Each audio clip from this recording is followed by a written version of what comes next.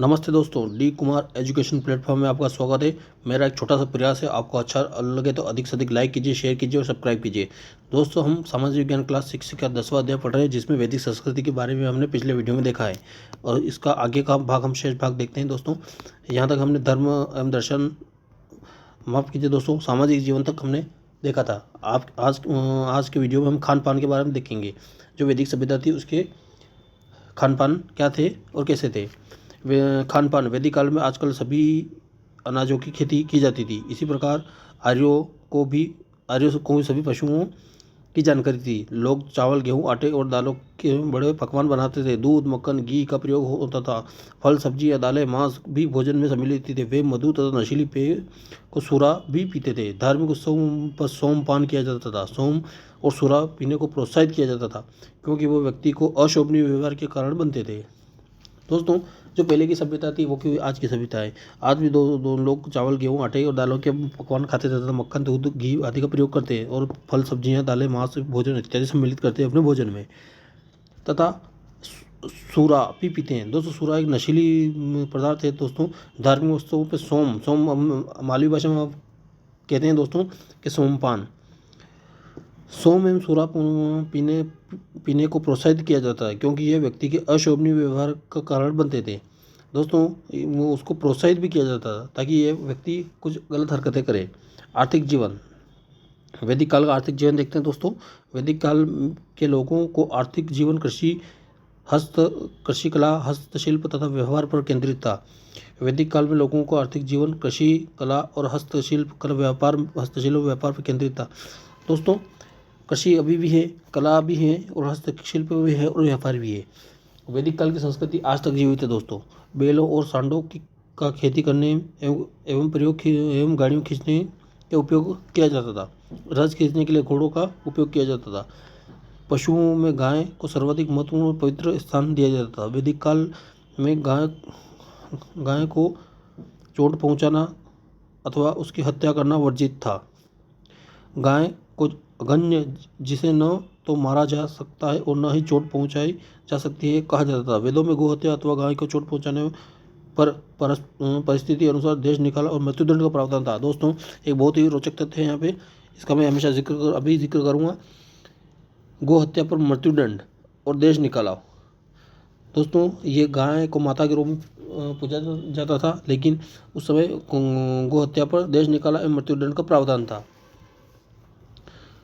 प्रारंभिक काल में बर्तन बनाना, कपड़ा बुनना, धातु कर्म, बढ़ई का काम इत्यादि व्यवसाय थे। प्रारंभिक काल में धातुओं में केवल तांबा धातु ही जानकारी थी। दूर दूर तक व्यापार होता था। वेदों में समुद्री मार्ग से व्यापार की चर्चा आती थी। बाद के कालों में अन्य कोई व्यवसायों जैसे गहने बनाना, रंगरेजी, रथ बनाना, तीर कमान बनाना आदि पिघलाना आदि की जानकारी मिलती है। हस्तशिल्पियों की श्रेणी में संघ भी बनी थी और उनके मुखिया को श्रेणी कहा जाता था। बाद के काल में लोहे की जानकारी होने के बाद तांबा, लोहित अयस और लोहा श्याम अयस के नामों से जाने जाते थे। प्रारंभिक काल में लोग स्वेच्छा से राजा को उनकी सेवाओं के फलस्वरूप उपहार के रूप में बलि स्वैच्छिक उपहार दिया करते थे, जो बाद में एक नियमित कर बन गए, जिसे शुल्क कहा जाता था। उस समय उपयोग किए जाने वाले सिक्कों को निष्क कहा जाता था। दोस्तों, राजा को बलि यानी कि टैक्स, आज के ज़माने में टैक्स, कर यानी शुल्क दिया जाता था और उस समय जो सिक्के थे उनको निष्क कहा जाता था। दोस्तों, धर्म एवं दर्शन,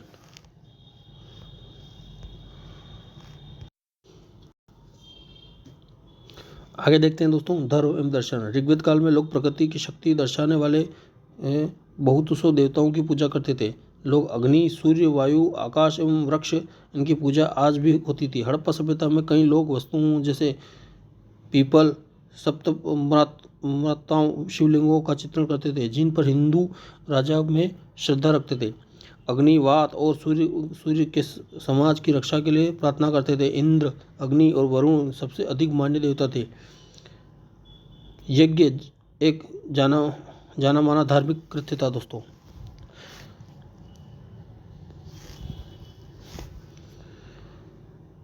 कभी कभी बड़े विशाल यज्ञों का आयोजन किया जाता था जिसमें बहुत से पुरोहित की आवश्यकता होती थी।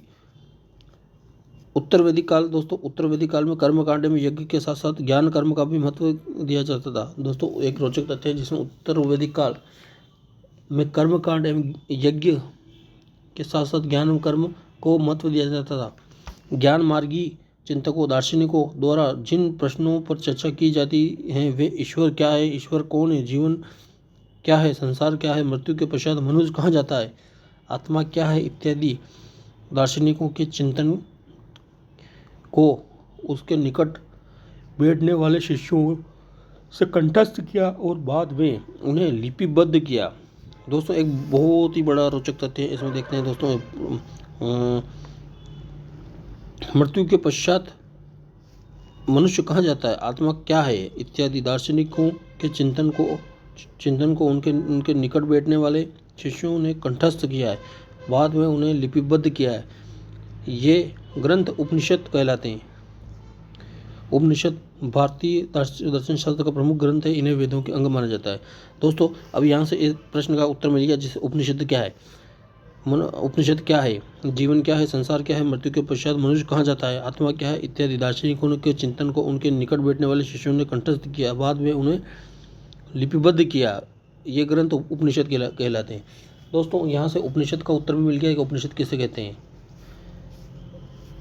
ये ग्रंथ उपनिषद कहलाते हैं। उपनिषद भारतीय दर्शन शास्त्र के प्रमुख ग्रंथ है, उन्हें वेदों के अंग माना जाता है।